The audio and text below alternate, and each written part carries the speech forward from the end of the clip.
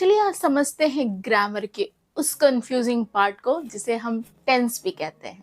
क्या आपको पता है इंग्लिश समझने वक्त, बोलने वक्त, सीखने वक्त सबसे बड़ी बाधा या सबसे परेशानी वाली घड़ी कब आती है? जी हाँ, टेंसेस को समझने के टाइम पे।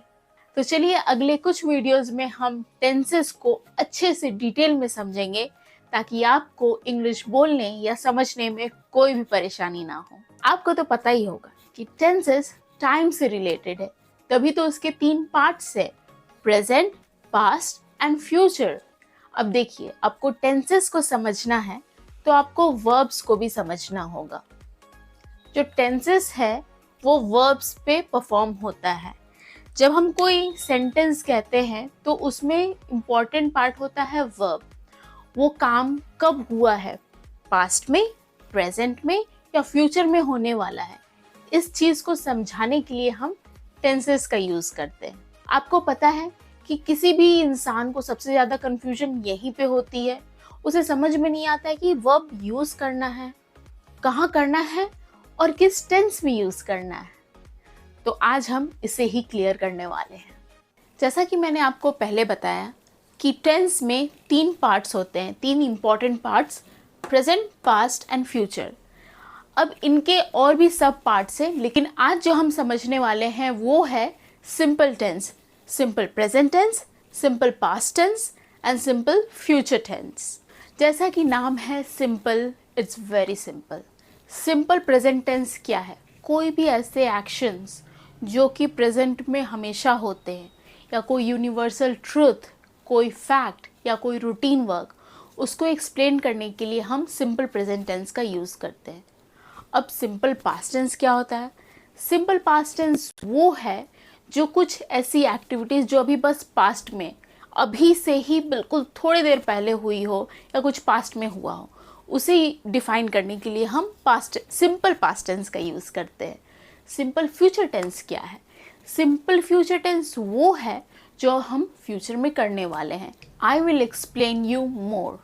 चलिए अब सिंपल टेंसेस के यूजेस को थोड़ा और डिटेल में समझें। प्रेजेंट सिंपल टेंस और सिंपल प्रेजेंट टेंस, इसका यूज़ कब करना है? इसका यूज़ तब हम करते हैं जब हमें कोई रूटीन, किसी रूटीन वर्क के बारे में बताना है। जैसे I make videos every Sunday. किसी हैबिट के बारे में, I wake up at 9 o'clock in the morning। किसी यूनिवर्सल ट्रूथ या फिर फैक्ट के बारे में बताना है, the sun rises in the east. अब समझते हैं कि इसका जो स्ट्रक्चर है वो क्या हमें फॉलो करना है। स्ट्रक्चर, पहले सब्जेक्ट होगा, फिर वर्ब 1 यानी कि first form of the verb and then object. Example देखिए, सब्जेक्ट की जगह पर मैंने लिया है ही और वर्ब की जगह पर मैंने लिया है गोज़। यहाँ पे जो गोज़ है वो first form of the verb है। He goes to the park daily. अब आप सोच रहे होंगे गोज़ क्यों है, गो क्यों नहीं है? तो इसे देखने के लिए आपको मैंने डिस्क्रिप्शन में एक वीडियो टैग किया है, वो ज़रूर देखें। और फिर भी कोई कन्फ्यूजन है, then you must ask a question in the comment box below. उसी तरीके से चलिए देखते हैं, एक और सब्जेक्ट लेते हैं। ये तो सिंगुलर नाउन था, अब एक प्लूरल नाउन लेते हैं, they. They visit the hospital on Sundays. They visit and not visits, they visit the hospital on Sundays. ये रूटीन वर्क है, वो हर संडे को जाते हैं, इसीलिए यहाँ पर सिंपल प्रेजेंट टेंस का यूज होगा। Now let's move to the past tense और simple past tense. Simple past tense किसी पास्ट हैबिट या फिर कोई पुराने रूल या कोई पुराने नॉर्म को डिस्क्राइब करने के लिए हम यूज़ करते हैं। और जो पैटर्न हम फॉलो करते हैं वो है subject plus the second form of the verb plus object. Past habit क्या होगा? पास्ट हैबिट जो आप पहले किया करते थे, अब आपने छोड़ दिया है। He went to school when he was young, now he goes to college. Now he goes to college is a simple present tense. He went to school is a simple past tense. Now what is old rule and norms? Old rule या ऐसा कोई पुराना rule जो हम follow करते थे उसे हम पास्ट में बता सकते हैं। ऐसी कोई पुरानी आदत जो हम पास्ट में फॉलो करते थे उसे हम सिंपल पास्ट टेंस में यूज़ करके बता सकते हैं.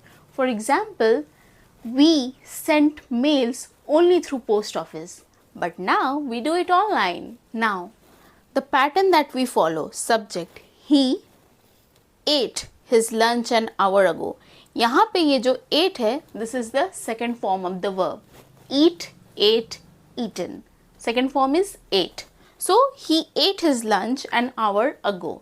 This is an example of simple past tense.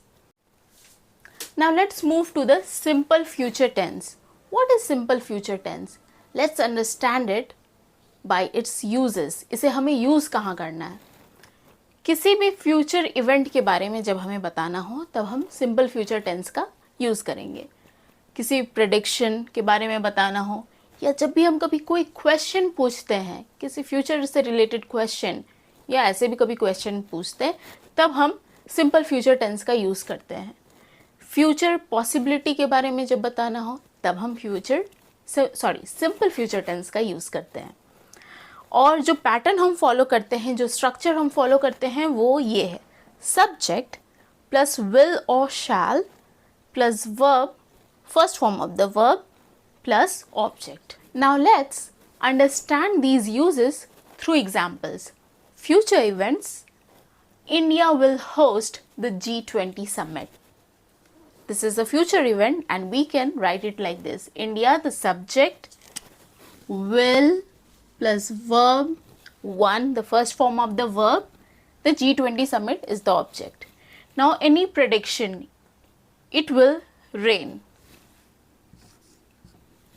It will rain. It's a prediction. Now any question: will you answer my question? Will you? There should be a question mark. Will you? We will start the sentence with will, then we will write you and answer. Over here, answer is a verb. The first form of the verb is answer, second is answered, third is answered. So we will use answer. Will you answer my question? Now future possibility: it will rain. It's a possibility, so we can write it will rain. That was all about simple tenses. And if you have any questions, make sure you ask in the comment box. I'm going to answer it through explaining it in the next video, which is going to be very important because I'm going to explain continuous tenses. So make sure that you like, share and subscribe my channel. Until next week, learn more, grow more. Bye.